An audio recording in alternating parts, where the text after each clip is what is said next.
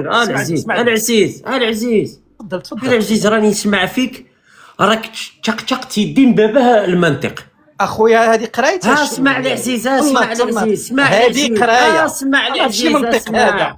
ودي اسمع العزيز، اسمع. تفضل تفضل. اسمع العزيز، عندك عجز في الميزانيه، عندك سيول في البنوك عجز المغربيه. في الميزانيه يا العزيز بلاتي شراك خويا، قال لك انت شراك كاين انا شي عجز في الميزانيه. يا ودي ميزانية التجارة خويا، المغربية عندك من عز بعد السيول البنكيه، والدوله المغربيه كتطلب القروض باش تعتق البنوك المغربيه، وانت كتهضر لي بالثقه وكتهضر لي والناس كيمشيو لهم الفلوس من البنوك ديالهم بالفيديوهات.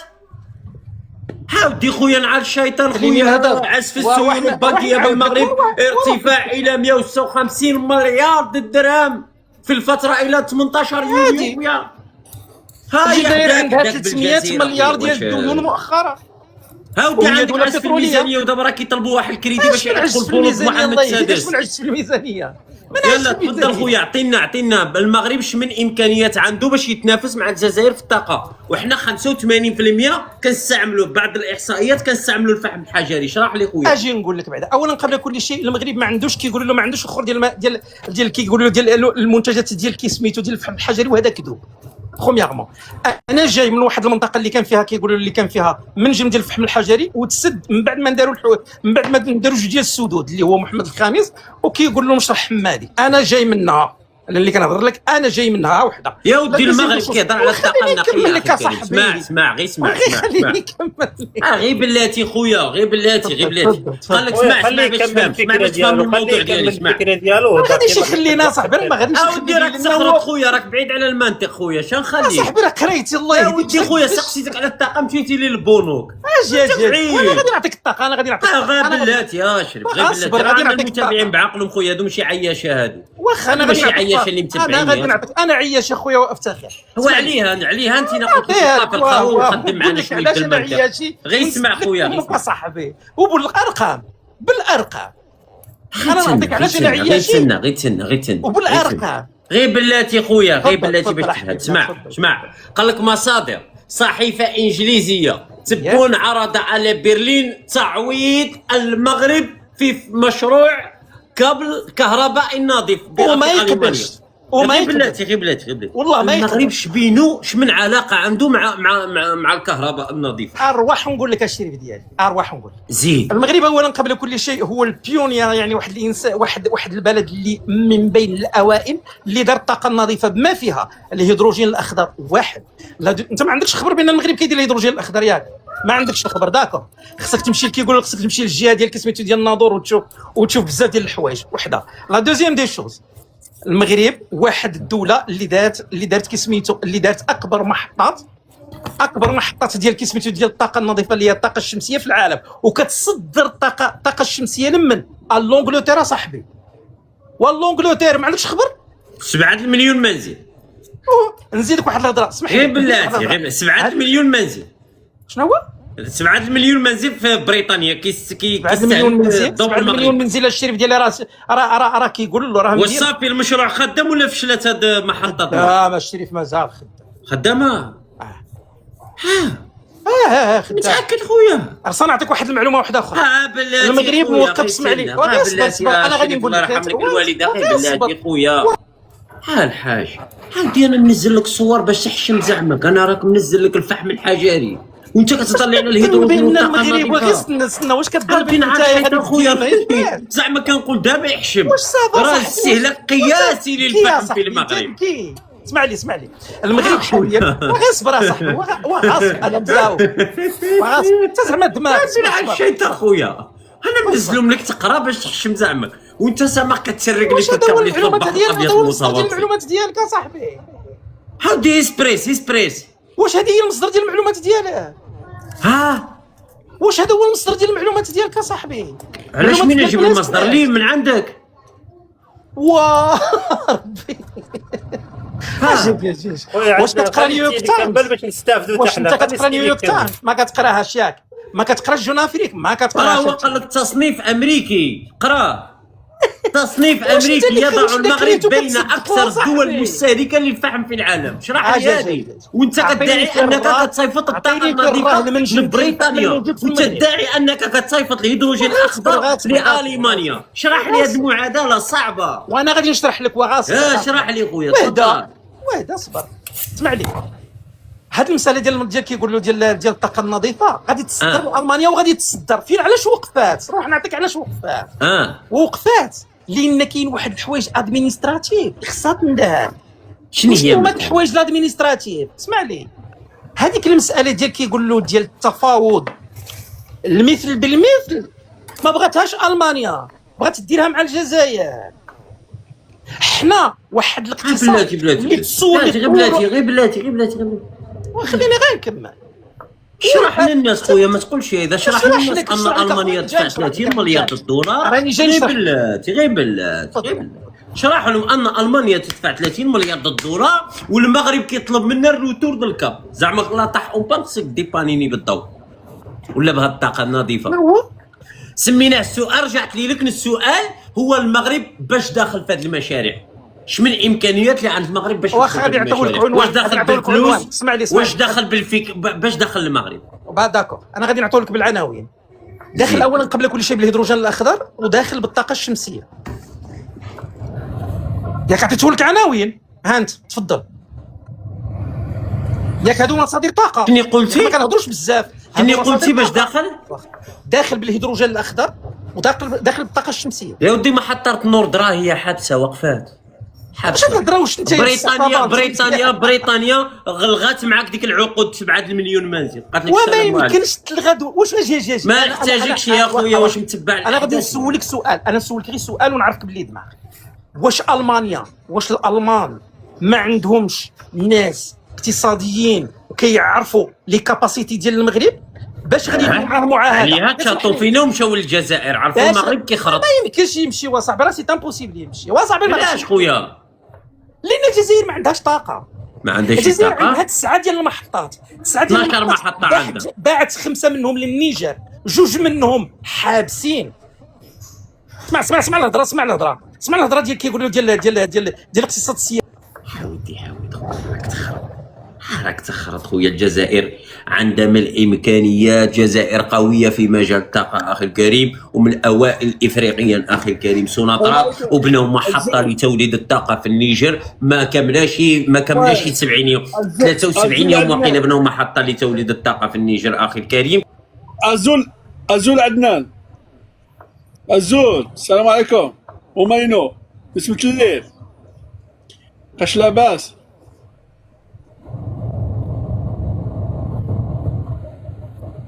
الو مرحبا خويا، مرحبا. قاش لاباس؟ شكرا ريفي ريفي وما ديري بصح ما كنهضرش الريفيه. ايوا سي ولا كي ريفي ريفي غير هكا بروتوكول ولا ما كنهضرش الريفيه العزيز. ايوا قال ماشي ريفي شكا هكا مسكون. نص ريفي ونص جزائري. قول لي نص ريفي ونص جزائري. تو اسمع خليني نهضر مع السي عدنان. انا نستعرف بك ولا لا نستعرف بك. برافو عليك ونستعرف بك. انا كيقولوا له انا بليز لاسن على بالك تا فوغالت. مرحبا العزيز. تا فوغالت غرس. اسمع واش تا هو انا فهمك عدنان. برافو عليك وربي يعاونك. واش تا هو راه وصلت لافان تاعك واش تا هي؟ تعرف واش تا هي بروباغندا تاع الكراغيله سيفين مكروهين في العالم.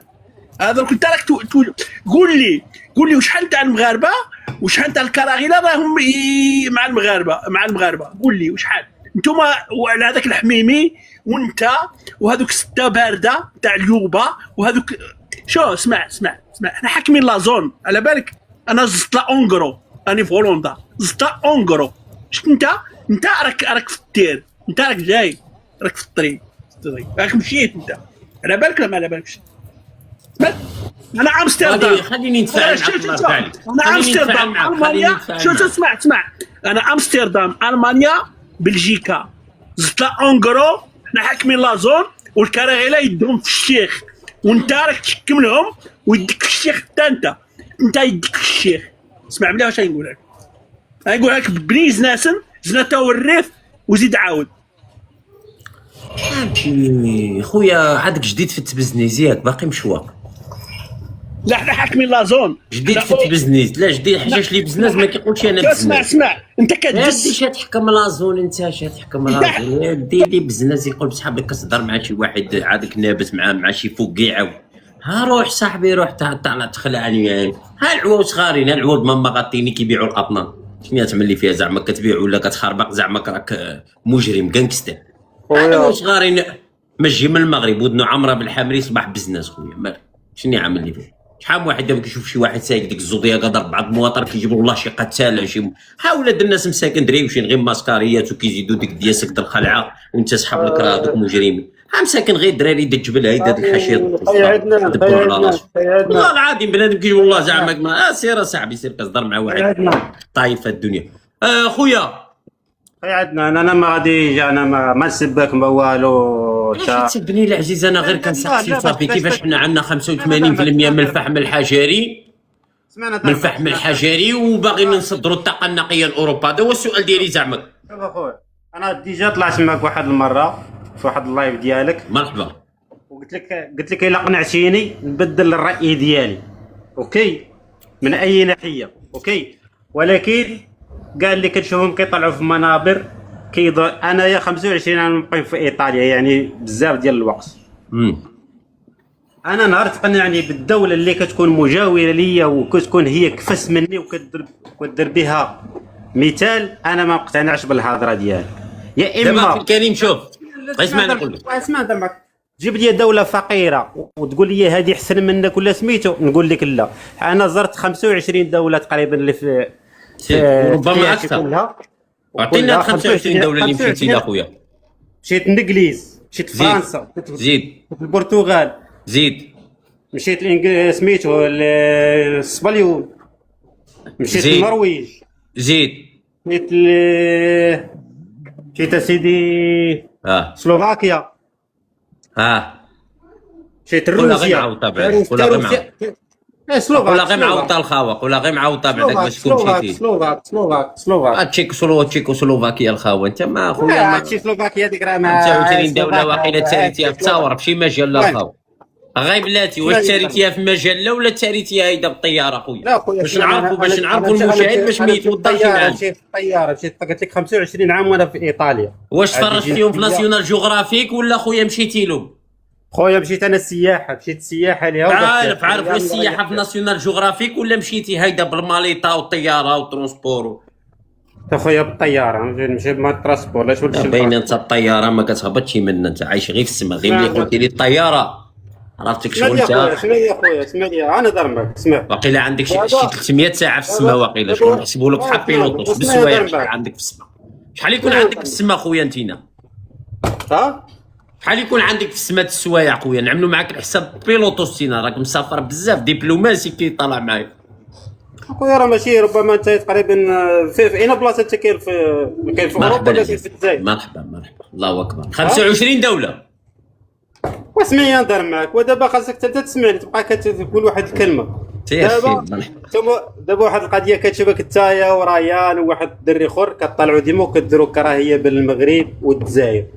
ولا جي سولتيني انايا وقلتي لي انا نقول لك شيء. لا جي سولتيني قلتي لي اما حسن الجزائر ولا اسرائيلي، نقول لك انا اسرائيل. علاش؟ لانك نتوما كديروا الفتنه بزاف. انا نفضل اسرائيلي على الجزائري. علاش؟ لانك نتوما درتوا الفتنه بزاف. انا ما بقاش كيحلى ليا اسم الجيرين صافي. فهمنا كيف ما بغيتي، فهمنا كيف انا علاش عندك هذا الحب الاعمى لاسرائيل؟ شنو قدمت لك اسرائيل؟ لا الاسلام ماشي هو الاسلام اللي كتهضروا عليه نتوما ماشي هو الاسلام ما كيقولش هكا. نتوما ما كتعرفوا والو في الاسلام. كتبغيو تجبدوا الاسلام بطريقه باش تبغيو تسلكوا بها راسكم وصافي. انت خويا انا شكون قال لك انا الاسلام محمد السادس؟ انا نهضر معك انا كان انت خويا راك شركتيني مع رايا، شركتيني مع ياسين، شركتيني مع ما نعرف شكون، شركتيني مع المسلمين ديالكم وانا بارم الاسلام ديالكم وبارم امير المؤمنين ديالكم. هبلتيني خويا. عندي سؤال طرحته عليك. انا المغرب باش كيتنافس مع اوروبا بالطاقه النقيه؟ ما جاوبتينيش يا خويا مره والله ما جاوبتيني. ما جاوبتينيش. الامريكان دروك ورا الامريكان دابا مضيق هرمز بغات تستولي عليه باش تولي تشد الامتيازات ديالها، باش تولي تشد البرش. عندي تستولي على مضيق هرمز؟ الملك ديالكم ونتنياهو وجيت معاه بن زايد والله العظيم لا سمحوا لي هيدا ناكتكم ايران في ماديا قرمز. والشيكور يقرب لماديا قرمز. الشيكور يقرب لماديا قرمز. الشيكور يقرب لماديا قرمز. راه المغرب في العيب دابا، في العيب المغرب شبعان خورتي خويا، شبعان خورتي. السؤال واضح خويا، المغرب ما عنده لا فحم لا غاز لا بترول. ديك محطة النورد ولا ما نعرف اللي خسرنا عليها الملايير الدولارات راهي شدات، راهي خاسرة خويا. والمغرب كيسرح لنا بعض الأخبار، هذه صحيفة هي مخزانية توتال حتى النخاع في نية. قال لك مصادر صحيفة إنجليزية تبون عرض على برلين تعويض المغرب في مشروع الكابل الكهربائي النظيف في ألمانيا. حنايا كنستهلكوا 85% حتى 80% من الفحم الحجري. شغل راحنا نعيشوا في القرون الوسطى، وكنوعدوا أوروبا باللي حنا نكونوا قلب النابض لألمانيا، نصيفطوا الهيدروجين، نصيفطوا الطاقة النقية، وحنا كنستهلكوا الفحم الحجري. شو واحد يشرح لي هذه فقط. تفضل خويا موسى، مرحبا، شرح لنا هذه المعادله خويا. سي موسى يشرح لنا هذه المعادله. والو ما كاينش سي موسى اسمح لنا خويا، زيد نسقسيو هذا سبيم بوم. راح سبيم بوم. السلام عليكم، سمعتي السؤال ديالنا خويا؟ سبيم بوم 2 ما كاينش شي واحد يجاوبني على السؤال ديالي انا، يرحم لكم الوالده. شي واحد، واش المخزن كيستحمر فينا عيني عينك؟ واش الاعلام بالزريبه كيستحمر الشعب المغربي عيني عينك؟ دولة كتستهلك 80 حتى 85% ديال الفحم الحجري، والاعلام ديالها والنقافات ديالها والابواق ديالها كيهضروا يتنافسوا مع الجزائر من اقوى الدول في افريقيا في مجال الطاقه. نعم سي، من اقوى الدول في افريقيا في مجال الطاقه. الجزائر من اقوى الدول اخي الكريم، وراه بنات محطه واقيلا لتوليد كهرباء واقيلا في شي 70 يوم، ما نعرف شحال من المنزل كتضوي فيه. هذا هو اللي استغربت انا زعما استغرب. حنا واغنين عندنا شغل كنستهلكوا الفحم الحجري وبشهادات من صحف امريكا، ويجي واحد يقول لك اودي تبون نسرق المغرب، غيقول لي الطاقه النقيه منين نجيبوها؟ فقط انا هذا هو السؤال ديالي فقط. زيد الاخبار افيتر قبيلتي فلتي لي، كان واحد خانا كيهضر على البنوك وكان خصني تجبد لي واحد. تفضل خويا افيتر، شنو جبتي لنا العزيز؟ اخي عندنا هاد الشركه هادي ديال هاد نور، هاد المحطه ديال نور ماشي مملوكه للمغربيه اولا، باش المغرب يقدر المواطن المغربي يستافد منها. هي مملوكه للسعوديه. السعوديه عندها 75%، وسيدنا كيف يعني كيفاش غتستافد منها المغرب؟ هي ديك الطاقه عليها كتصدر لاوروبا، راه المواطن المغربي حتى 5% ما كيستافدوش من ديك. ماشي ديالنا، لا ماشي ديال المغرب، ديال اكوا، سميتها اكوا باور. الشركه اللي عندها شحال عندها السعوديه فيها 75 وسيدنا عنده 25. والهيدروجين اخي عندنا مالو ديال الملك. الهيدروجين د فرنسا، طاقه هذيك كتخرج خصها فرنسا تديها. علاش يعطيو المواطن المغربي الهيدروجين ويخليوه هما الاوروبيين اخي عندنا؟ لا، حنا نعطيو لهم الحاجه النظيفه. كيفاش يصدر المغرب الطاقه النظيفه وهو كيستخدم الفحم الحجري؟ ورا قلت لك راه ماشي ديالنا ديك الشيء، فهمتيني؟ دابا كاع هذاك الشيء المشاريع اللي كتشوف في المغرب كيجيو يتحطوا، الاغلبيه فيهم المغرب ما عندوش حتى 50% باش يقدر يتحكم. كتلقى عنده مثلا 10 15 25 ما يقدرش يتحكم في ديك الشيء. هذيك غير الملك محمد السادس 25 كيديها هو فلوس في جيبه، اما باش يعطيو للمواطن لا، ما كاينش شي حاجه للمواطن. دابا هي المكسب نتاع الناس عريان. وانت كتشوف اخي عندنا النص في المغرب ما عندوش الضوء، كتقول لي انا كنصدر الطاقه. اش من طاقه كتصدر وانت المواطنين الضوء البنيه التحتيه ديال الضوء ما عندناش؟ راه قال لك هاد الايامات ولاو داروا واحد الكارطه دابا كتمشي تعمر 200 درهم ديال الضوء. هذيك عندنا في بديه قديم عند جدي انا، بلي دخل ضوء البديه هو هذاك جدي مسكين. ما عرفتهاش انا هذه، الله شفتها هاد الايامات هذه، الله اعلم. بديه قديم جدي كيعمر انا الكارطه. والمهم اخي عندنا الطاقه بعدا هذا المحطه راه واقفه دابا ما خداماش، وهي ديال السعوديه ماشي ديال المغرب. راه السعوديه اللي خسرت تما الفلوس، المشاريع كاملين اللي في المغرب راه ديال برا، حتى واحد ما مديور يعني 100% بالمغرب، فهمتيني؟ كلهم برانيين. وهذا الشيء اللي كاين اخي عدنان، ما كاين والو، مرحبا عزيز، مرحبا. ما كاين بلاتي والو. سيفو ميزان. السلام عليكم. تفضل سي ميزان وشرح لنا هذه المعادله اخويا. المغرب باغي يتنافس مع الجزائر في الطاقه النقيه والهيدروجين، والمغرب كيستهلك ما يقارب 80% من الفحم الحجري. تقدر تشرح لي هذه المعادله اخويا؟ اودي اش غادي نقول لك خويا، انا مرضوني هاد العياشه. 12 مليون مغربي عايش في الديار الغربيه، طيب واش كيقولوا ليهم؟ والله نهضروا. شوف خويا، حنا دابا المغاربه ولينا ما بقاش عندنا مشكل مع المسؤول، حنا عندنا مشكل مع المراه والرجل اللي كيعيش معنا لداخل. دابا انا ضد مغربي لداخل، ومغربي تا هو ضدي انا، والسجون مليئه بالمغاربه، والمسؤول كيستمتع بالرفاهيه. مني كتجي تهضر كيردوك انت انفصالي. علاش انا انفصالي؟ طالبت بواحد الحق اللي هو مستشار، اللي خاص يكون الرجل المغربي والمراه المغربيه اولا المواطن عامه في صالح. حنا كنعرفوا الشرطه في خدمه المواطن، الامن في خدمه المواطن، لكن حنا عندنا الامن هو في خدمه عنطيز اسود اجنبي. المغربي اليوم مهجر، واش كيقولوا له؟ شوش كيقولوا للحيوانات الاسود ديال الاطلس؟ كيقولوا لهم نتوما حاكمين العالم. باش حاكمينه؟ بالمهاجر في الديار الغربيه والديار الكنديه. واش هذه هي الحكمه؟ واش حنا الاجداد ديالنا السعديين والمرابطين والاحفاد اللي حنا منهم، واش دابا كيطلع عندك مغربي كيقول لك بان الاسرائيلي خويا؟ شنو قدم الاسرائيلي للمغرب؟ وعلاش جا عندي المغرب؟ وعلاش قلتي ليه انت خوك؟ واش من الصله اللي كتربطك معاه؟ كيفاش خوك الشريف؟ واش مغربي كيمشي لاوروبا كيتقاتل باش يعطوه واحد الريزيدنسيا، واحد الكارطه باش يخدم قوت يومي، وما كيقولوش لك خويا ها انت كتساهم في لاكورتولاس ديالهم وفي الحياه ديالهم هنا في اوروبا؟ ما كيقولش لك خويا، كيقول لك عبد مرافق من اجل التنميه فقط. كتخدم كتادي الواجب ديالك وتمشي بحالك. الا زيكزاكيتي غيحيدوك الوراق ديالك. مغربي كيقول لك حنا العالم كيبغينا، حنا الصحراء ديك الاخرى باقيين واحلين فيها كنتسناو العالم يعترف. ما فهمتش انا العالم باش كيبغينا، اللي كيبغيك. واش اللي كيبغيك؟ حنا عندنا البطاله، الفقر، التكلخ، الجهل. انا اكتشفت في المغرب بان المواطن المغربي ضد المواطن. واحد كيقول لك عاش سيدنا، سيدي سيدنا عايش بينا ولا بلا بينا عايش، ما على بالوش بينا اصلا، هو ما كيشوفناش. كون يتلاقى معاك انت في واحد الدوار ولا في واحد الاماكن اخرى اصلا يقول لك سيدي انا ما كنعرفكش. ولكن كتلقى المغربي اصلا هو كيقول عاش الملك. لاش كتقول عاش الملك؟ الله اعلم. شنو الهدف ديالك؟ الله اعلم. كيطلع مغربي يقول لك يهودي خويا، فرنسي خويا. انا كنشك بان هاد الناس مقلسين الظل ومقلسين الهويه وما عندش باباهم الاثار. لان من المستحيل واحد الانسان كتفرقك معه واحد الثقافه او لا مثلا عندك معاه خلاف سياسي، هذا لا ينبغي بانه انا عندي معاه مشكل عرقي، انا عندي معاه خلاف سياسي. اذا الخلاف خاصو يبقى في السياسه.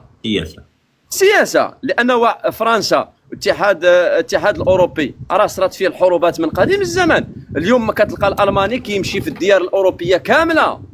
حنا عندنا الكرياج، العسكر، المينيتير، البوليس. لا مرضي، لا بلاتي، ما خصناش نقولوا حنا. لا، الجزائر وتونس وليبيا وموريتانيا مفتوحين عند بعضهم، حنا في الزريبه اللي محاصرين. زعما كنقول لك انا زعما حنا ما نشاركوش على شمال افريقيا كامل. حنا اللي موريتانيا وفرض علينا التاشيره، اما الدول شمال افريقيا الدول المغاربيه كيمشوا عند بعضهم بدون تاشيره. متفق معك، لانه حنا دابا المغاربه باغيين نخرجوا من هذا الدل، من هذه القوقعه ومن هذه الزريبه. كيفاش نخرجوا؟ هو بالاتحاد. شنو هو الاتحاد؟ خصنا حنا دابا ولينا مقسمين. الريفي يقول لك انا الريف، طنجه يقول لك انا طنجاوي، كازا يقول لك انا من كازا، الصحراء يقول لك حنا ولينا مقسمين. اصلا حنا عايشين في واحد البؤره، خصنا نخرجوا من هذه القنينه ونشموا الهواء ديال بعضياتنا، نعرفوا راسنا حنا مع من، ماشي حنا باقيين كنضربوا في بعضياتنا وغادي نتحدوا. اذا هذا الشيء اللي بغات لينا هاد السياسيين وهاد الحكومه وهاد الملك لان العلويين. انا عندي سؤال لهاد الناس العياشه، كيفاش حنا 40 مليون او 39 مليون نسمه وكيحكمنا واحد عربي من قريش كيقول جده هو رسول الله؟ كيفاش؟ واش حنا ما عندناش اللي يحكمنا حنا المغاربه ولا كيفاش نتسماو حنا؟ نتسناو حنا واحد راعي الابل يجي يحكمني انا اللي مغربي من عرق امازيغي كان تمثل بواحد البشره جميله جدا، يجي واحد بول البعير يحكمني باسم نبي الله ورسول الله. انا بعدا كنقولها لراسي، انا كنطرح هذه الاسئله وكيقولها لهم دائما في التلفزيون، وعادي سلامات كيقول لهم انا جدي يعود الى من؟ الى فاطمه الزهراء، الى علي بن ابي طالب، وفرغم ذلك باقيين كيعيشوا لواحد سعودي نورمال افيك بليزير كيحكمك. اذا انا كمغربي لكن اخي الكريم اسمح لي نقول لك زعمك ولا كان الانسان بصح متقي الله عادي ماشي مشكل، عادي متقي الله، حنا ما عندناش مع القوميه، ان اكرمكم عند الله اتقاكم. نعم، ان اكرمكم عند الله اتقاكم، بصح واش هذا الانسان فيه المواصفات باش يحكم 40 مليون مسلم؟ اخويا انا ولو تكون انت رسول الله وجيتيني من السعوديه ما نقبلكش تحكمني كما اذا قال. جينا هنا رجعتي عنصري. لا اسمح لي، كيفاش انا الثروه ديالي وعنصري عليها الشريف؟ واش انا المنزل ديال الاب ديالي يا نعطيك بنتي تنكح عليا باسم الدين ولا انا يهودي؟ اسيدي لا انا خويا يهودي. شكون اللي قال لك الناس هما عندهم الدين ديالهم كينكحوا باسم الدين؟ وهي هذه خويا، هي تعطيني المنزل ديالك ولا انت ماشي مسلم؟ اسيدي انا يهودي، خرج لي من المنزل ديالي. فين عندك انت المشكل؟ واش تحكمني انا؟ واش الدين جيتي تبلغوا ولا جيتي تحكم الانسان تستعبدوا ردوا عندك يولي عبد؟ قول لي انت. ولكن الدين اللي عند العلويين هذا ماشي دين خويا، هذا الدين كيخصهم هما كيستعملوا فيه القطيع. شوف اسيدي، مع احتراماتي لجميع الناس في العالم لا، ولكن انا كنطالب بأن يحكمني مغربي ما يحكمنيش انا واحد عربي جاينا من خويا دقيقه غير خويا غير خويا تسنى نفهمك راه الدين اللي كاين في الزريبه ماشي دين خويا، ماشي الدين دين. الشعوذه والدين ديال الخرافات والدين السحر والدين محمد السادس، هذا هو الدين محمد السادس. الدين الشعوذه والسحر والخرافات والدجاج والتهريس وماكله الدجاج والشريب د المسخون ويتمرقدوا في الهندي هذا هو الدين محمد السادس. دين محمد السادس ماشي دين خويا، انا بدي ما كنعترفش به.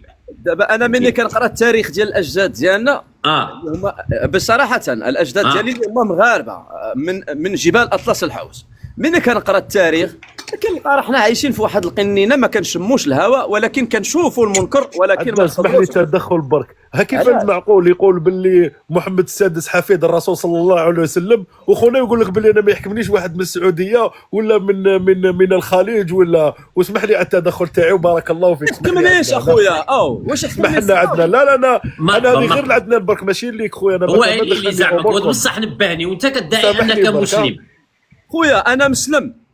شوف كما قالت الملكه داهيه من جاو العرب عندنا هاد الكلاب، هاد العرب هادو معنا كنكره باباهم، من جاو عندنا للمغرب قالت لهم شوفوا سيدي الا جيتوا بالاسلام لقد اسلمنا. اش قالوا لها؟ لا، اشنو باغين السبايا وما ملكت الايمان وباغين الغنيمه.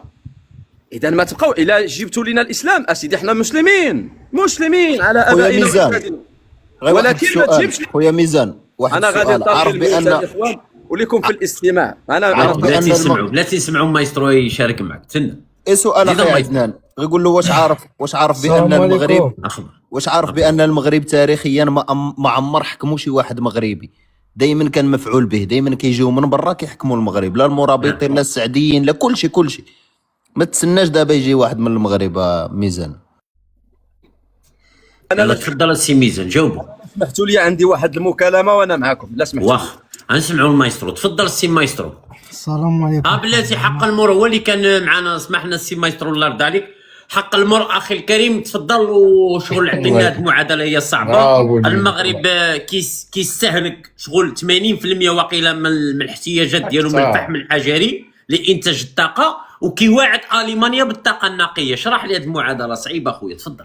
قبل ما ندخل هذا اذا سمحتي لي يا اخي زعيد الله يحفظك بارك الله فيك. انا شوف اذا كان هو كيقول لك لا يعني ما يرضاش شي حاكم عربي، انا نقول له اكثر من هذا. انا نقول له انا افضل فرنسي يحكمني ويعطيني الحقوق ديالي ويعطي الحقوق للشعب اللي هو انا عايش في فرنسا وعندي جميع الحقوق. دابا حنايا عندنا الثروات ديالنا تنقسم الى قسمين، البلاط الملكي ينهب والفرنسيين ينهبون، ولأن فرنسا هي اللي أسست وعملت هذا العلوي. أنا كنفضل أنا مباشرة تجي فرنسا وتدي ديك الأرض جملة وتفصيلا وتعطي الحقوق المواطن المغربي كما كتعطينا هنايا فرنسا. والله يربح، يديوها يعطيونا الصحة والتعليم وكذا. هذه بين قوسين الزعيم، اسمح لي راه مرحبا خرجت. الزيداني. فهمتي بهذا الشيء هذا. ما نشوف حنا لا يهمنا شكون، واش حمار واش زرق واش صفار. اعطيني غير يكون حقي، العدالة. اعطيني غير حقي. اعطيني حقي، الله يحفظك. وما نشوفش انا المكيته في البيت مسكينه تعاني، ما نشوفش انا الارمله تعاني، ما نشوفش العجوز يعاني، ما نشوفش المعاق يعاني، ما نشوفش انا كل دين حقه. ودي والله يجعلكم تديو كل شيء، فهمتي. هو اصلا دابا حنايا عندنا 265 مليار درهم، هذه هي ميزانيه القصور وما عطينا والو. اذا فرنسا عندها 65 تدخل مباشره. انا كنطالب فرنسا تدخل مباشره وتحيدنا هاد العلويين وتعطي الحقوق المواطن كما يعيش في فرنسا. لماذا نحن نهجر الى فرنسا وحنا بلادنا فيها الثروات، وتدي الثروات اللي بغات، ولكن تعدل بين الشعب فقط. هذا لا يهمنا، هذه بين قوسين. حنا يهمنا العدالة الاجتماعية، فهمتي. كلنا سواسية كأسنان المشط، ويكون عندنا العدالة الاجتماعية والكرامة الإنسانية فقط، لا يهمنا شكون. احنا يا هذا ماذا شنو عطانا هاد العلويين ولا هاد البلد؟ ما عطانا والو إلا النهم بالثروات فقط لا شيء. هذا من ناحية. الناحية الأخرى ما تنساش يا أخي الزعيم بان من نهار اللي وقع ديك فهمتي الانبوب الغاز اللي وقع في الجزائر وقطعت هذيك العلاقه وما بقاش هذاك الانبوب، ماذا وقع؟ ليلى بن علي وزيره الطاقه ماذا فعلت؟ مشات عند الاتحاد الاوروبي وعملت معها اتفاقيه بانها تستورد لنا النفايات، وجات النفايات تقريبا 2 مليون من الطن ديال النفايات باش تعوض هذاك الغاز اللي كانت كتجيبو من الجزائر. لانه هذاك خصك تعرفوا بان هذاك الانبوب ليس مغربي، هذاك انبوب اسباني هي اللي كتمولو. ميغا غاز هذيك هي اللي كتمول ديك سميتو، ماشي المغرب ما عنده والو. المغرب عباره عن عابر، فهمتي. ديك الانبوب يعني زعمك، ولكن هما ملي كيتكلموا بلي انه هو المشروع د محمد السادس. لا لا لا لا لا غير صحيح. هذاك ميغا غاز هذاك مثلا ملي كيتكلموا على الانبوب اللي عابر للصحراء، اللي يجي على البحر الابيض اللي يجي على المحيط الاطلسي، اللي يدوز على 13 دوله. كيقول لك المشروع د الملك محمد السادس. وانا كنتسائل زعمك حنايا شنو ندفعوا شنو عند المغرب باش يعطي في هذا المشروع؟ الفلوس ما عندناش. زعمك شنو نعطيو حنايا؟ ما عندناش خويا. المشروع يتجاوز الميزانيه ديالو 23 مليار دولار ولا 25 مليار دولار، وحنا المغرب كيتسلف 500 مليون دولار، ماشي مليار، مليون دولار. شغل انا كنحير كيفاش حنا خصنا نصدروا الطاقه ونصبحوا القلب النابض لاوروبا وحنا كنعانيو الامرين. هذه شوف، هذه هي البروباغندا يواهمونا، فهمتي. مع الاسف الشديد حنا عندنا تقريبا 10 مليون امي، وهذا امي لا يقرا. والله سبحانه وتعالى ماذا قال حينما جاء الرسول صلى الله عليه وسلم؟ قال له اقرا، قال له انا بقارئ، قال له اقرا، وكرر له 3 مرات. لان حنا واحد المجتمع ليس بقارئ، ما عرفش ماذا يقع. حنا نعطيوها للمستثمرين المتعددين الجنسيات. هذا الشيء هذا ما كيستافدش منه. غنقولوا حنايا اولا الشراكه بين المغرب اولا الهولدين الملكي. لا، الهولدين الملكي عنده واحد لو بورسونتاج فقط، هو عنده الاستثمار ديالو. الملك خصكم تعرفوا عنده الاستثمار، لا يستطيع أن يكون شريكا في الاستثمارات العملاقة مثل الطائرات والسيارات والباخرات وفهمتي. هادشي هذا لا يستطيع، ما يقدرش. هو عنده حقه، بالعربية عنده لو بورسونتاج ديالو. أجي مستثمر المتعدد الجنسية واعطيني حقي في البورسونتاج واعمل الاستثمار ديالك، وانا فهمتي. وديك المغربي اللي دابا الملك محمد السادس غير سمسار وصافي وكيبيع في الارض. فوالا صافي. هو خويا علاش كيهضروا لنا بلي حنايا هما اصحاب المشروع، حنا هما اصحاب الفكره، وحول ولا حنايا ما يكونش المشروع وحنا غير سمساره؟ لا لا لا لا، نعطيك انا مشاريع هادو الكبارين ثلاثه، نعطيكم الامثله. مثلا هذا الميناء الناظور، هذا غا سوف. من الممول؟ هذيك الممول هي امارات. ها واحد، ما محل المغرب فيها؟ ما هي الميزانيه؟ الميزانيه تمولها فهمت الامارات. غنمشيو طنجيميد، هذا سميتو الميناء اللي عندنا في طنجه، هذاك من هو؟ الامارات. إمارة. ايوا الامارات. محطة نور اللي هي في ورزازة، من هي؟ السعودية. نزيد لك شنو بغيتي؟ إذا حنا باسم الاستثمار كنبيعوا في الأراضي فقط، ليس الا لانه فهمتي الحديقة الخلفية للمستثمرين المتعددين فهمتي الجنسيات فقط. تحياتنا عليها، ما كنشوفوا حتى شي تحسن على المواطن ما المغربي، حتى تقدرش هذوك المشاريع كيبقاو ضد الدول ولا الاشخاص، حنا ما استفدنا والو. فقط. والدليل اننا تقريبا كل شهر نقترض من البنك النقد الدولي، من البنك الاوروبي، من البنك الاسلامي، البنك الافريقي، البنك يعني في جميع الابناك. والدليل ان هاد تي جي في هذا، انت عارف، وانت انا كنعرفك بان انت كتبحث على المصادر، مشى اقترض 160 مليون دولار من اجل الصيانه السكك الحديديه.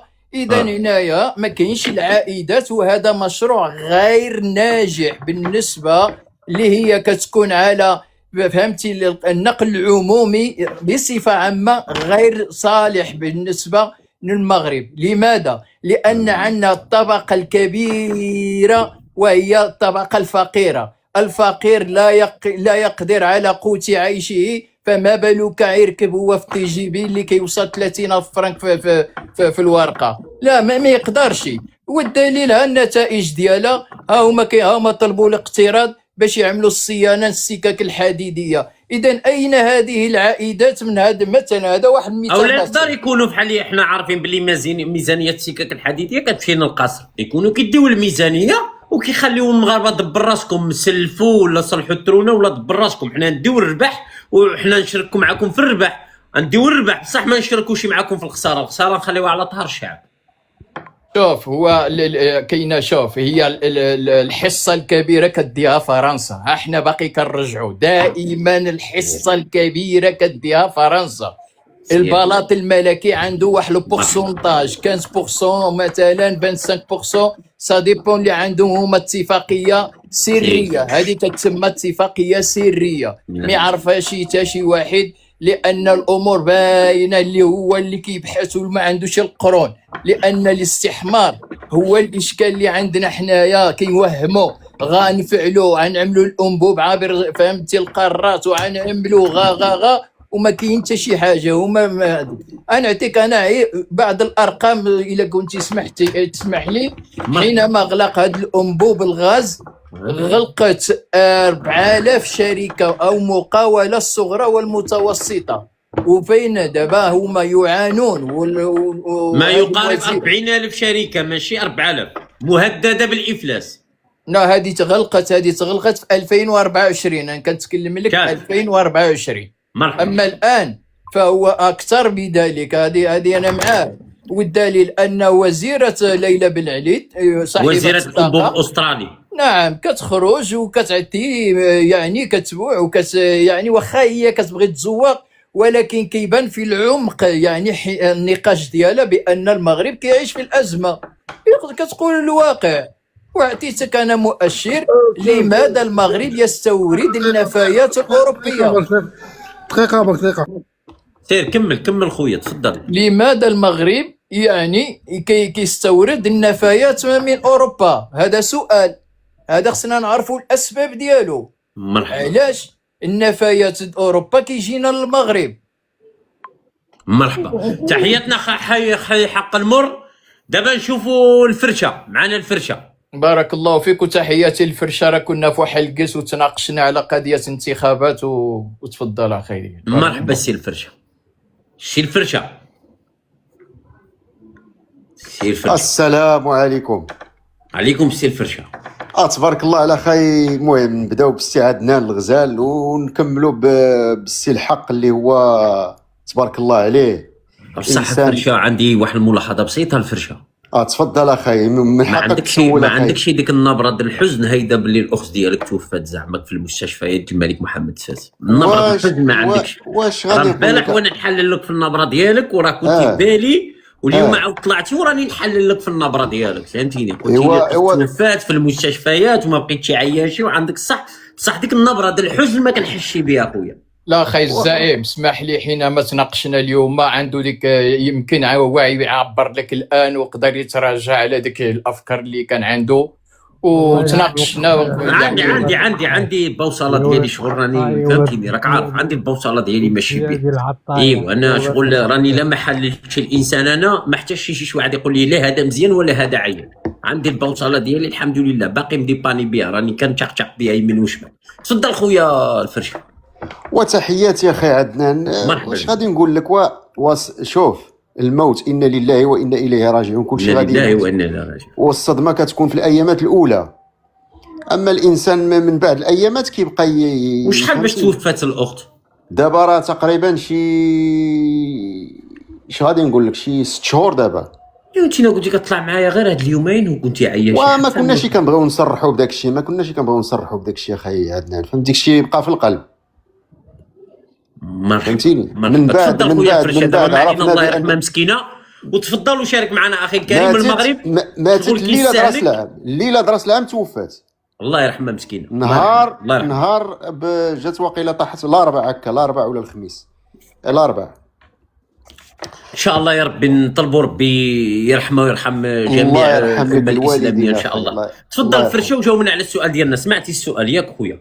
سمعنا السؤال. شو بالنسبه للمغرب، بالنسبه للمغرب كيمشي بديك السياسه ديال ديال الكذب، دائما الكذب، دائما ديك الحقائق عمرها ما كتقال، ولكن كيكذبوا، كيطنزوا على الشعب وكيطنزوا على المجتمع الدولي وكيطنزوا على الجزائر حتى هي، لانه حنا عندنا وعندنا ومساكن ما عندهم والو، فهمتيني؟ ما عندهم والو. بالنسبه للنظام المغربي، نظام فاشل، نظام ما شفار بالدارجه ديالنا، شفار. اللي ما باغيش يعيق به دابا، اللي باقي حمار، باقي ناعس، وباقي ما كيشوفش، ما فاتحش عينو كيشوف الحقائق شنو واقع في المغرب. المغرب مستولين عليه واحد العصابه واكلناه في الثروات ديالو، هارفن على جميع الثروات، وسحق المواطن سحقيناه مزيان. ما كاينه لا مستشفيات، ما كاينه لا تعليم، المعاقين ما كيتخلصوش. كتلقى انت المعاقين الراجل كبير عنده 90 عام 80 عام هو باقي كيسعى، المراه كتلقاها 80 عام وهي كتمد يدها كتقول لك وليدي عطيني شي دريهم، كتحشم انت، كتقول ويلي واش هذا هو المغرب اللي كنشوفوه في التلفازه، ولا هذا هو المغرب الحقيقي؟ واش هذا المغرب ديال الواقع، او لا كاين شي مغرب اخر حنا كنشوفوه في الدوزيم وفي التلفازه الاولى كنشوفوا؟ انا ديك التلفازه الاولى، المغرب ديال التلفازه الاولى راه ماشي هو الواقع. مي كتزطم وكتحط رجلك في المغرب، لا علاقه، ما كاين حتى شي علاقه ما بين التلفازه التمثيل والمسرحيات والكذوب، وفهمتيني. اما مي كتنزل على ارض الواقع اخي عدنان، راه كتلقى مغرب خور صاحبي، كتلقى الجوع، كتلقى الحقره، كتلقى المنادم مبهدل، المنادم غادي مسكين مبهدل في الشارع، كتبقى تشوف كتقول ويلي يا صاحبي. حنا دابا خويا عدنان، حنا في اوروبا، حنا عندنا كلشي، يعني الحمد لله عندنا كلشي، واكلين شاربين مزيانين عايشين مزيان. ولكن ملي كتهود للمغرب كتحس بواحد النقص. انا كنحس بعدا بالنقص، هذاك النقص اللي كيجيني في الضمير ديالي، كيألمني الضمير ديالي. كنقول هذا هو المغرب اللي كنشوفوه في التلفازه. شوف الناس، شوف المعاقين، مساكن المعاقين، ها اللي رجلهم مقطعين، ها اللي ولكن الملك محمد السادس ما كيكذبش على الشعب، هو كيهضر معاهم بصراحه. قال لهم المغرب يسير بسرعتين، السرعه التيجيفي والسرعه الكرويله خويا. السرعه التيجيفي في المواقع موروكو، والسرعه ديال المغرب في الواقع. وانا نقول لكم الملك محمد السادس زعما هو صريح معنا. المغرب يمشي خصو يعرف كيفاش يلتقط الميساج وصافي، فهمتيني؟ اما هو صراحه كيهضر معكم بكل صراحه. يا الفقير إيوا يا انت الحقير، انت سعدك سعد الكرويله والحمار، وحنايا الناس د التي جي في والسرعه الخارقه انت دابا وبرج هضرتي. محمد السادس وراك عارف خويا. ايوا المغرب يسير بسرعتين. السرعه الفائقه هي ديالو، هو ديك الهولدين الملكي والشركات اللي كيستقبلوها والاموال اللي كيستولي عليها، هذيك هي السرعه. اما الناس اللي فقراء مساكن ما عندهمش مقود عليهم، هذيك هي السرعه البطيئه، هي هذوك بالي. عاملهم ما على بالي، بالوش. تحياتنا. دابا شغل ما كاين لا هيدروجين اخضر لا طاقه نقيه لا والو، المغرب بيدو غرق ما كاينه والو، عالك والو. كل شيء هذيك شوف غالي المتجر غاوي. انا نقول لك واحد الحاجه. كتقول ساكن في اوروبا، اين بلاصه في اوروبا؟ انت اش من دوله في اوروبا؟ غير بلاتي خويا، غير بلاتي. لا ان شاء الله غير بلاتي خويا، غير لا تسنى. تصنت ليا كيقول لك ميزانيه في اي دوله فيها الناس مقود عليهم. انت الوقت الكافي خويا. شوف اخويا عدنان، شوف تحياتنا الفرشه. ختم بشي كلمه اخي الكريم باش ندوزوا الكلمه الميكانيكو. انا غنختم بواحد الكلمه. تحياتي بعدا لخويا الحق، راه عندي عزيز هذاك السيد الحق، هذاك راه واحد الانسان تبارك الله ما شاء الله عليه. الكلمه الاخيره وهي انه هذاك الشيء ديال الاخبار اللي كتروج في التلفزه المغربيه، لا القناه الاولى ولا القناه الدوزيم، هذاك الشيء كله مسرحيات، كله كاذب، كيتلاهوا بعباد الله، كيبينوا بانهم راهم واعرين، هما ماشي واعرين. فلهذا المغرب ما مش غادي نقول لك، المواطن المغربي خصو يفتح عينه ويعرف بانه راه كيضحكوا عليه وكيكذبوا عليه وسرقوا له ونهبوا له الثروات ديالو، ويفيقوا ويجمعوا راسهم. هاد العلويين راه اكبر ولاد الحرام، اكبر كذابين. 70 عام هما 70 عام هما في الحكم ما داروا لنا والو. انا الحاجه اللي ما كتدخليش في عقلي يا اخي عدنان وكتخبطني هي المعاق ما كيشد والو. دابا بغيتي انتينا كتمرضني من عباده الواحد القهار لعباده البشر. صدق انت اللي خرجتي من عباده البشر لعباده واحد القهار. كنتي كيفاش اخي عدنان؟ كيفاش اخي عدنان؟ بنادم معاق ما كيطيوه والو صاحبي، بنادم معاق بوبري معاق باش يعيش هذا المعاق، باش يعيش. فين هاد الكرامه؟ فين هو القانون؟ هذه سيمانه باش قال لي انا نتوسط لك ودخل المغرب. راه مسكين. فين هي دولة الحق والقانون اخي عدنان؟ قول لي فين هي دولة الحق والقانون؟ كاين الحق والقانون، كاين الحق واحد القانون، كاين واحد الحق والقانون فيه متر ونص. اللي تخرج تطلب الصحه والتعليم هذاك يجولي لك، فهمتيني؟ طويله واحد الهراوه فيها متر ونص، هذاك هو الحق والقانون. ايوا هذاك اللي عطاك خبطه سميناها هي الحق هي القانون. اما لا طلبتي الثروه توزيع الثروات كتدي 3 الخبطات. واخي عدنان، يشق لك راسك ديك المركه. نقول لك واحد الحاجه اخي عدنان، بالي واش شتي ديك 500 درهم ديال الدعم اللي كانوا كيعطيوهم؟ كانوا كيعطيوهم ديك 500 درهم ديال الدعم، عارفها انت ياك؟ على بالي. كيعطيوهم 500 درهم يعني ديال الدعم. هذه 500 درهم ديال الدعم الا مشيتي التليفون عمرتي غير واحد 10 دراهم ديال التعبئه، كتمشي لعندهم كيقولوا لك المؤشر ديالك طلع كيحيدوها لك. مرحبا، تحياتنا خويا الفرشه باش ندوزوا الكلمه خويا. ربي يحفظك. الله يرحم الوالدين اخي. شكرا اخي عدنان، بارك الله فيك. تحياتي للسي عبد الحق ديالنا الغزال. مرحبا سي الفرشه. الزعيم ديالنا هو معنا حنا. لا الزعيم شوف انا عدنان كنت في الاول كنطلع وكنسب فيه وما خليتلوش الجد والطيفه، ومن بعد عاوتاني بديت كنخدم معاه الدبلوماسيه، ومن بعد اكتشفت بان الكلام ديالو السيد كيهضر على صواب، والانسان يقول الحق غدا نموت وغنديو عشبر. السلام عليكم. تحياتنا. مرحبا خويا، تحياتي. يعني خويا طلع عندي هذه سيمانه مسكين، قال لي رانا نتوسط لك ان شاء الله، وعندي واحد الانسان من العائله شغل غليط هيدا في سلك القضاء في المغرب. يا قلت له لا، غير خلينا مكملين فيها روشيرشي خويا، غير خلينا مكملين فيها روشيرشي هيدا. ايوا لكن على كلمه الحق يعطيني 5 قول له ها تريبلي ضربه 15 خويا. كي ندخل عندك عملني درجه في كوميساريه في سونطرال في طنجه، ماشي عملني درجه اللي يجي داخل يصدم عليا. تسنى ندخل عندك خويا في الصندوق نخلي وصيه ما تهبطونيش الزريبه وباقي العلويين، تدفنوني هنايا مع خيسوس اخوان. ايوا خويا انا خدمت في المقابر هيدا كيشعلوا، كنت كنجمع غير النوار يابس. ايوا خويا في المقابر راحه الله هنا يسكات خويا، حتى شي واحد ما كيضرب لهم فوق راسهم المحيا بالليل ويقبروا لهم فوق راسهم. او انت ميت ناعس خويا، ما حالتك العذاب ربي، ما حالتك العذاب البشر كيسكر فوق منك. لا خويا غير خليوني ندفنوني مع خيسوس واخوان هنا. مان شنو تقول لي؟ عمل المرء ينقطع الا من ثلاث: وصدقه جاريه، علم يستنفع به الناس، ولد صالح يدعو لك فقط. اما الجثه خويا مشات الروح عند ربي. لا دفني في المغرب، عود انا ما نتدفنش معاكم انا في زريبه، دفنوني مع خيسوس واخوان خويا، مكملين مع خيسوس واخوان ان شاء الله حتى يجيب الله التيسير. السؤال يبقى المطروح: المغرب كيواعد اوروبا. اسمع دابا انا نوريك شنو واقع، باش نشرح لك مزيان هنايا. بلاتي واحد دقيقه الله يرحم والديك يا عمي تبون، يا قصر المراديه الله يرحم لكم الوالدين. راه هاد ولادك يا عمي تبون في وسائل التواصل الاجتماعي راه هبلوا مع العياشه وكيشرحوا للعياشه راه الكندي راه الطيارات الاطفاء، والعياشه كيقولوا لهم اودي هذه راه العسكر، هذه المسافرين والعسكر كيستعمر في الشعب الجزائري، راهم ساكن الحلاقه ندير ولادك يا عمي تبون يخرجوا في وسائل التواصل الاجتماعي باش يشرحوا للعياشه باللي راه هذه راه ماشي ضد المسافرين، هذه ضد الاطفاء. نداء عمي تبون فضلا وليس امرا الله يرحم لك الوالده.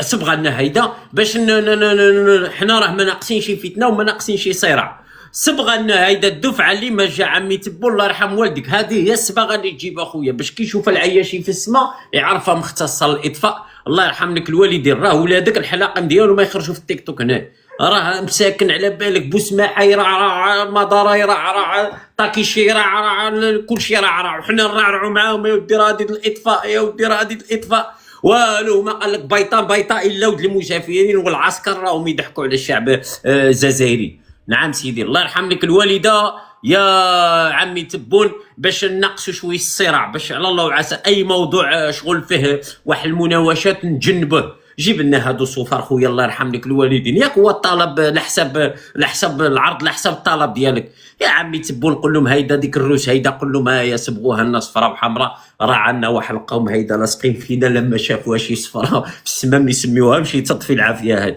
الله يرحم لك الوالده يا خويا. المخابرات الجزائريه تحركوا لنا هذا الميساج هذا، وصلوا لعمي تبون، راه عزوا عليا الجزائريين هنا يا ودي هذه الاطفاء يا ودي هذه والو. قال لك هي اللي ما تقول يعرفوا غير الكنادير هما، واخا تجيبها من روسيا كتب لها في القاع ديالها كنادير عمي تبون الله يرحم لك الفوال، واخا ما اسمها شي كنادير اكتب لها كنادير خويا كبير هيدا. ولا شوف رسم تحت منها شي قرعات اكستندور ولا عمل شي حركه باش تبان باللي طفي العافيه وصافي خويا.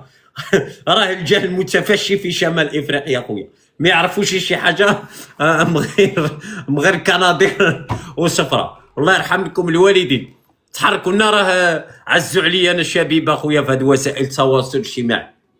زيد شكون هذا الاخ هذا اللي طلع معنا؟ سيدتي سيفن، مرحبا سيدتي. زيد سيفن راك مع العواول خويا، راك مع الاهل. شيخ السلام عليكم حبيبنا. ستيفن اسمح لنا خويا راك مع الاهل، اسمح لنا زيد. شكون هذا الاخ هذا؟ مرحبا سي الاخ.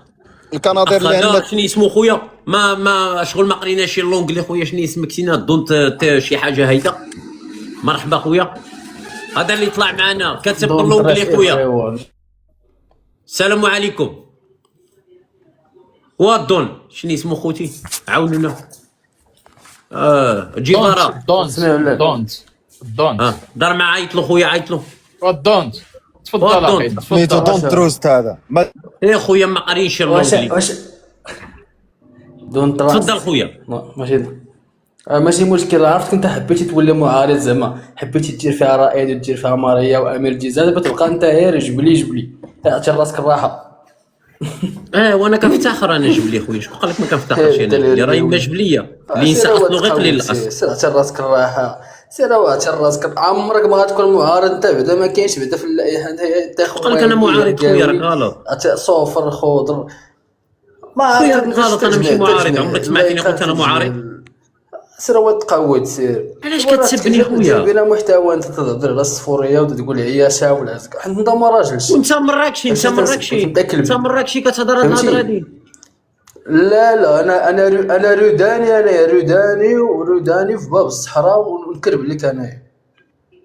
يلا عطينا خويا، حنا عندنا موضوع زعما كذا شربتي خويا كتسبوا شخصيه ضعيفه خويا، كتطلعوا كتسبوا كتقلوا الادب وكتهربوا، ما هبطتك ما والو. انا مخالي خويا، انا على الله وعسى باش نوري لهاد الناس هاد الخماج اللي كيدافعوا على المثليك محمد السادس فقط على مستوى عندهم. حنا كنطرحوا سؤال، المغرب كيدعي انه هو يكون القلب النابض المانيا بالطاقه النقيه فقط.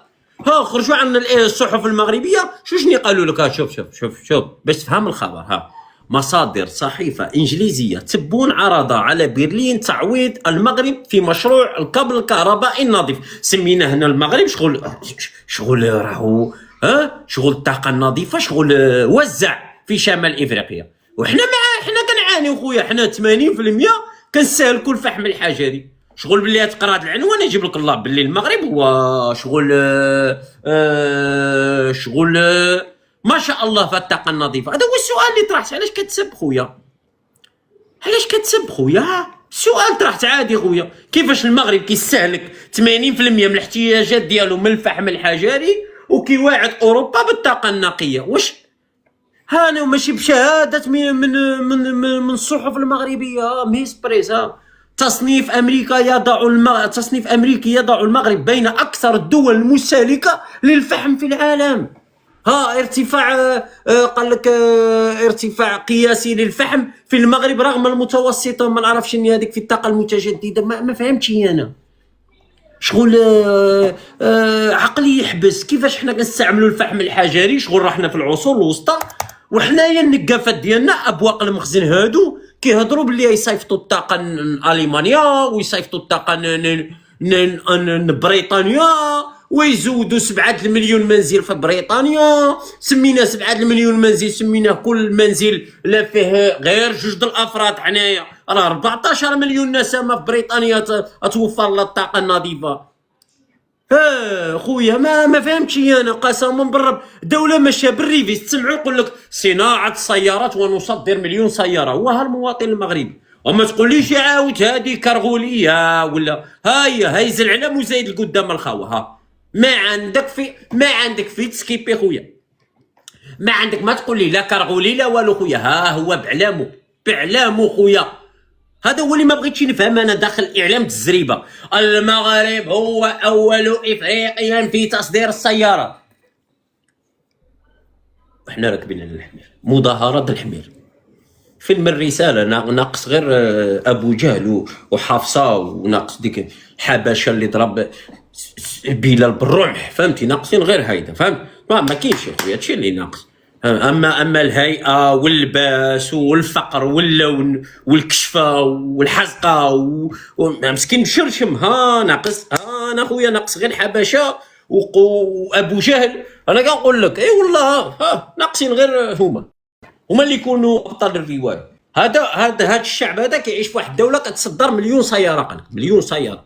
دابا جاو عندنا قال لك المغرب الجزائر خطفات المشروع من المانيا، خطفات المشروع للمغرب. الجزائر خطفت المشروع للمغرب اللي كان المغرب هو يصيفط الطاقه النظيفه لالمانيا. جينا نفتشوا طب المغرب كيستهلك ازيد من 80% من الفحم الحجري.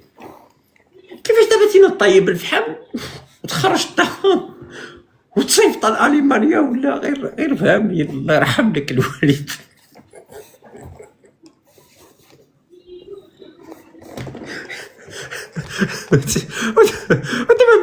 خايب بلاد كتستعمل الفحم الحجري.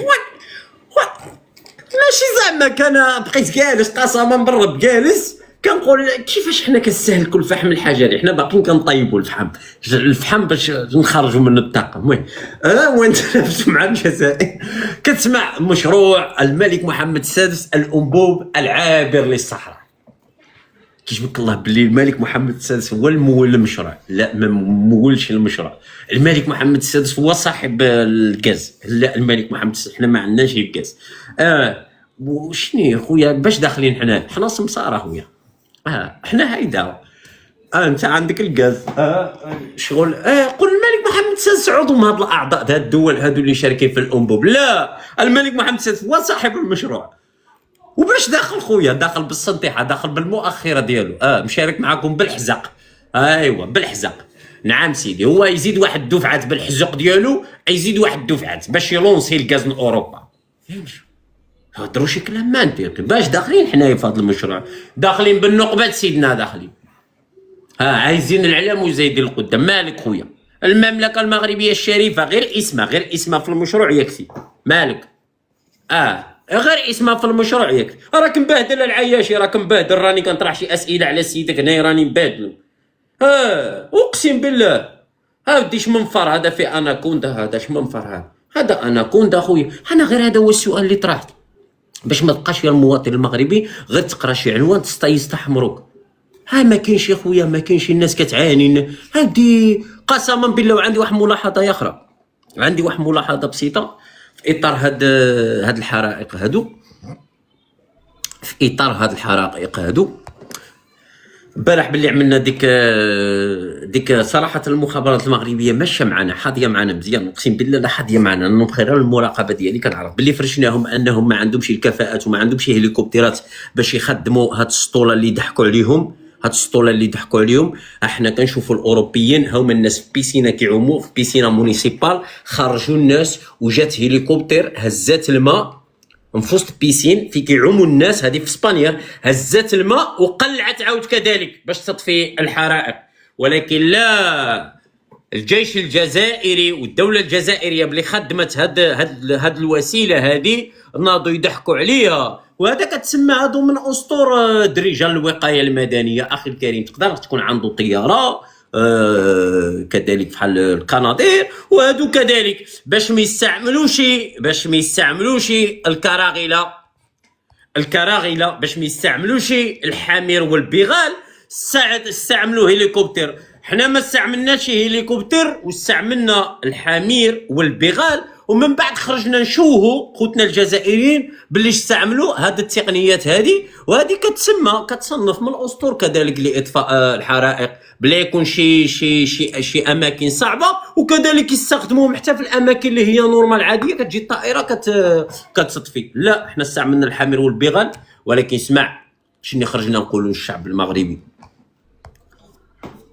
المغرب يجهز المروحيات الدرك الملكي بنظام إطفاء الحرائق متطور. للعلم المغرب يجهز، وحنا دابا راه العافيه شاعله فينا. شنو نجهزوا خويا؟ هزوا غير ديك السطل اللي ضحكتوا عليه، اولا دابا راكم في ورطه حيت ضحكتوا على السطل. دابا الا مشيتوا علقتوا السطل سميناه العياشي بده يجلس ويعمل فيكم هيدا. كيفاش حتى هادو مشاو علقوا السطل حيت نتوما حمير ما كنتوش تضحكوا على السطل ديال الجزائريين. دابا راكم في ورطه وخصكم بزز منكم تجهزوا هاد الهليكوبترات في اقرب وقت. دابا القالب خشيتوه لراسكم نتوما يا المخزن يا العياش، القالب خشيتوه لراسكم وكنتوا حتى نتوما غنكيفوا هليكوبتر وعملتوا ديك الوسيله اللي هي اسهل من هذا النظام هذا اللي هو كيدفع ولا اللي كيروش بريسيون ولا خوتنا رانا مديبانيين. صح لا؟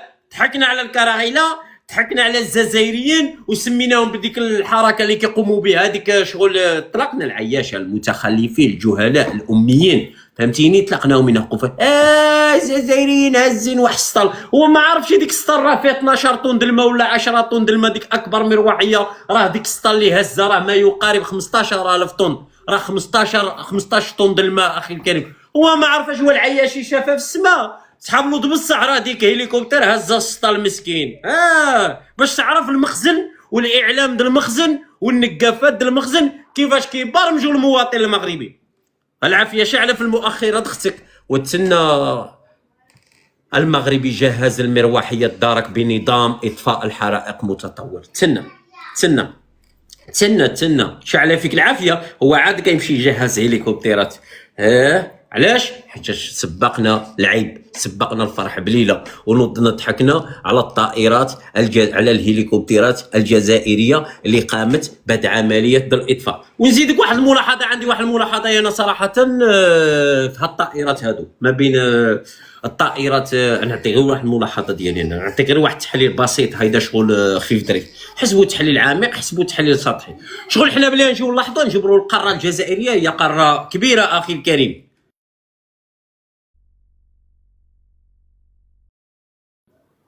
نسمعوا حنايا بلا نجيو نشوفوا القاره الجزائريه، نجبروها قاره الجزائر كبيره ياك اخي الكريم. اذا حنايا عندنا شغل المساحه قصيره، راه ولايه في الجزائر تساوي المساحه المغرب كامل. اذا حنايا الا جينا نلاحظوا في الجيش الجزائري هو عنده ديك هليكوبتيرات حتى هي، شغل راه نسميوه هذا الاسطول هذا اللي كيطفى الحرائق.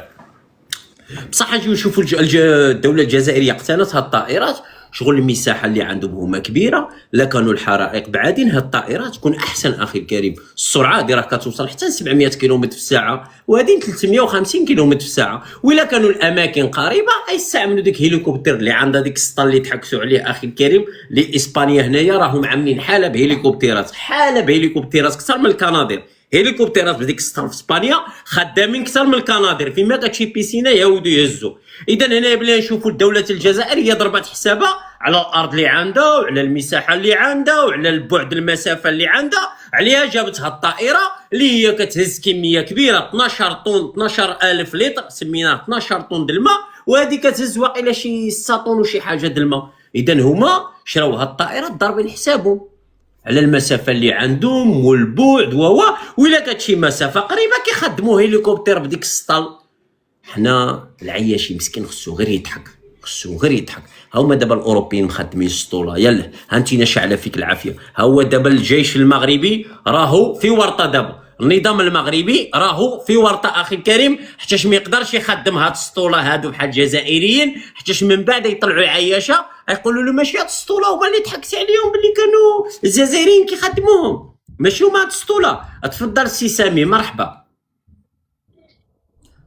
سي سامي. انا راه وريتني اللي بروكيتيني يا الجبلي يا داك النقش، راه ما عمرك ما غادي تكون موراي. ما سمعتي ولا ما سمعتيش؟ خليني نهضر معاك خويا، واريني ليك حنا. خليني نهضر معاك. انا ماشي معارض صاحبي، انا ماشي معارض، غير اسمعني. شوف اسمعني نقول لك، راه دابا انت من تتكومباري راك معارض كلب، من تتكومباري راك كليب، من تتكومباري ما بين الدول. اشنا هي الغايه عندك انت والمغزى من هذه المقارنه؟ اجي واش عايش مقموع في المحيط ديالك ياك، معايشينك بالسقل ياك، كطلع عندي نيعه كتحس براسك شويش راجل. انا كنهضر معاك بالادب اصاحبي، كنتي راجل ما تقللش الادب على واحد كيهضر معاك باحترام من شيه من الرجال اصاحبي. انا ما نقللش عليك هذه اللغه الجبانه اللي كتهضر بها صاحبي، راك جديد في الزنقه، انت استفزيتيني. راك جديد في الزنقه، شنو انا عايش اودي راني كنهضر معاك بالادب وانت كتسب. لا هذه راه من ضعف الشخصيه اخي الكريم، راه ماشي كتبان قوي، كتبان فينا بلي مقموع في المحيط ديالك وكتطلع هنايا تفرغ ديك الكبت تبيونه اللي خصك تبين، فهمتي؟ انا بالادب كنهضر معاك. انا ما مقموعش الحمد لله، انا ما لا مقموع مادام كتطلع تقلل الادب على واحد كيهضر معاك باحترام. انا عايش في اسمع يلا اسمعني نقول لك اخي الكريم، انا عمري قلت انا معارض، انا ماشي معارض، انا سميت راسي مجاهد ماشي معارض. بالي ما عمري قلت معارض، انا ماشي معارض، انا مواطن مغربي اخي الكريم فقط. انا مش شكون قال لك انا معارض؟ سميناه، افتح المايك ديالك وجاوبنا على السؤال ديالنا. كيفاش المغرب كيدعي انه هو سيكون القلب النابض لألمانيا في الطاقه النقيه، هو كيستهلك من الاحتياجات ديالو 80% من الفحم الحجري. يلا تفضل جاوبني، خليك مني وخليك من حياتي الشخصيه ومن حياتك الشخصيه وجاوبني في الموضوع. تفضل. تعرف غير تعاير، ما تعرفش تناقش في المواضيع هاي.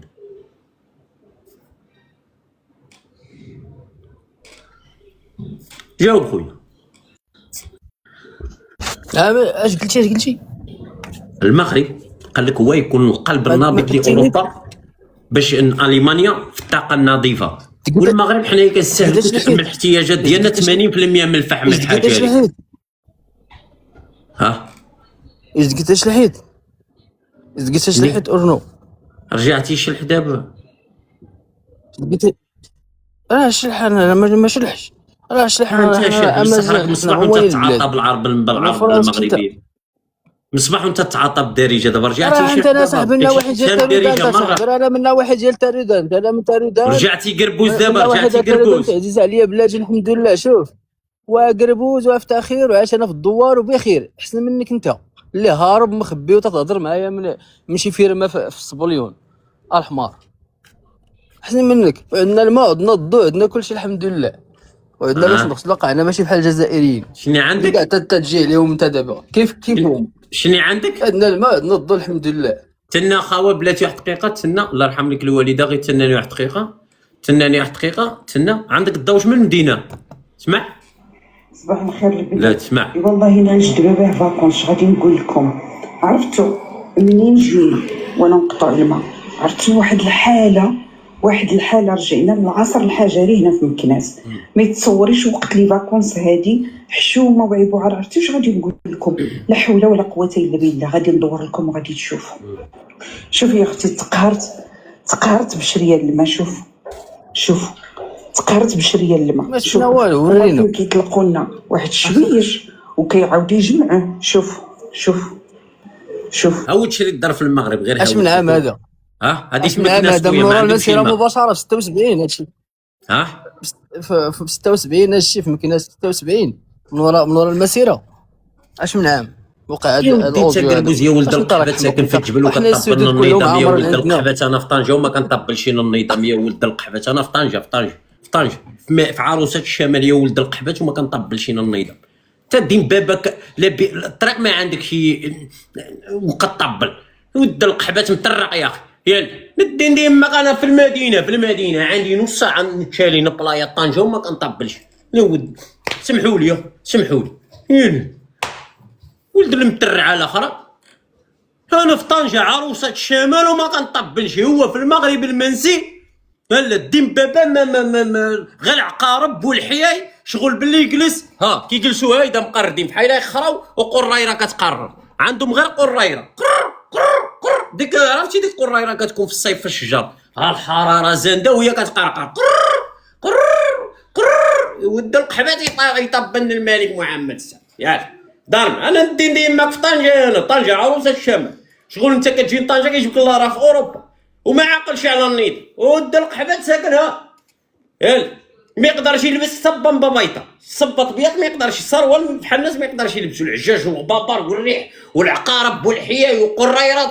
الدين بابا هو كان ملك المغرب خائن. خونت اختك انا خونت الخون. يا ولد المرجه يا خو اللي دخل لك اليهودي حتى الكوزينه ماشي خائن. وانا مشات الاكاديميه خويا عبدو ما بقات لا ديت اكاديميه لا والو. مشات الاكاديميه ما بقات لا اكاديميه لا والو. هذا الدين ديما هذا خصك تضربو براس. هذا شمن اكاديميه هذا؟ هي ساكن في العروبيه وكطبل الملك محمد السادس. الله ينعل اللي ميحش، الله ينعل اللي ميحش. تحياتنا خوتي الى هنا تنتهي حلقتنا. شغل انا كنت نعمل لايف مع شي 3 على بالك، قلت نتسكى شي مع شي 2، قلت نجبد شي ساعه مكانه ونوض. ضربتها ضربه وحده عادك نوض قبيله. قال له يحفظك الله من ناعس ولا فقر. نوض هي هذيك ديريكت خويا. شغل خصني ضروري نعمل رياضه اللسان. لا ما عملتش رياضه اللسان ما ارتاحش يا خويا. حمل الاثقال فوقي مع العياش. اخي عدنان مرحبا العزيز، كملوا باش نختموا بها. خرج واحد القانون اخي عدنان والبارح جديد ديال بان البنوك اللي كاينين في المغرب الا كان شي بنك مثلا غيمشي فايت ولا شي حاجه غيدعم من الصندوق المالي ديال الشعب. شنو كيبان لك؟ والبنوك كاملين ديال الملك، 90% منهم ديال الملك. كاين واحد اللي مملوك للدوله، بنك الشعبي وقيله. علاش الخطوط الملكيه المغربيه اللي عرفت واحد الازمه خانقه من اين تمولت؟ من صندوق الشعب. دابا البنوك حتى هما بنكه يعني اللي لم بغات تمشي نزيد لكم واحد النقطه اخبار. انت كيعجبني كتبحث في المصادر، وهذا هو الهدف. الانسان يكون فهمتي فعال ويكون فاطن وما يستحمرش. وانت عارف الزعيم، سمعتوا هذه الايامات بان البنك النقد الدولي اقترض للمغرب 15 مليار دولار. واه سمعتيها ياك؟ واه سمعتي اخبار؟ واه سمعتها. وهذا غير صحيح. صحيح لأن البنك النقد الدولي عنده واحد السقف بالنسبة للمغرب الآن، وصل بأن لا يسمح له أكثر من 4 مليار دولار. لأن البنك النقد الدولي دخل إلى المغرب مستثمرا، يعني الاستثمار حتى هو عمل حقه تما. شاف بما أن المستثمرين متعددين الجنسيات يتهافتون على المغرب، والدليل هما كل الدول كتهافت على المغرب فعلا. راه كاينه مشاريع جد ضخمه في المغرب، ما كاينش في هذيك الصين، ميريكان، المان، لونجلتير، الاسبان، فرنسا، واخيرا فرنسا. وياك شفتوا نتوما فرنسا هبطت 13 وزير، 13 وزير. هذه باقي ما شفتهاش انا في التاريخ الفرنسي او التاريخ المغربي هذه 70 سنه انه هودوا 13 لماذا؟ لماذا؟ لان كاين واحد الصراع كبير بين الدول اللي هي مسيطره على المغرب، وهما كلشي يتهافتون على الاستثمارات اللي كتهمهم. انا نعطيك ماشي الاستثمارات كعنوان، اما هو بيع المغرب في الحقيقه. وسميها ما شئت اخي الزعيم، حنايا فهمتي باش ما نزيدوش نغرقوا البوابار. شوف فرنسا عارفه واحد الازمه اقتصاديه خانقه، وانا عايش في فرنسا وكنشوف الشركات كتهرب من فرنسا، كنشوفها بأم عيني. اللي عندها لي شارج انكرويابل، يعني انكريب اللي عندها لي شارج. دابا جبرت هاد المغرب واحد الحديقه الخلفيه نهار المستثمرين، وكتمشي وكترامى، لان كتعرف بان اليد العامله المغربيه فهمتي ضعيفه جدا جدا جدا. وهذا هو اللي واقع دابا في المغرب. تحياتنا، سميناه زريبه مترعه وصافي الحديقه الخلفيه. ايوا ان شاء الله. اذا شغل الجيش اللي عندنا باش يحرر ما عندناش، الشعب اللي عندنا ما عندناش. الشعب مسكين كيخرج نهار الحد يمشي حدا قبه البرلمان، المطبع يمشي في حاله وعاش المطبع، فهمتيني؟ الشعب انا لله وانا اليه راجعون. بقى لنا اللهم اضرب الظالمين بالظالمين واخرجنا من بينهم سالمين يا رب. اللهم اضرب الاماراتيين بالفرنسيين بالاسرائيليين بالامريكيين، ويكون صراع النفوذ في المغرب. وحنا ان شاء الله يا ربي عاود نشكلوا عاود شي دوله جديده من بعد. راك عارف باش تبني خصك تهدم ضروري.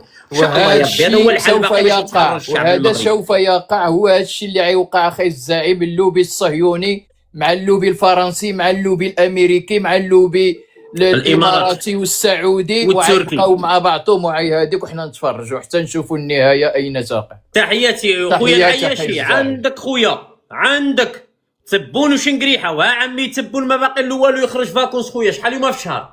ايوا ياك عمي تبون يخرج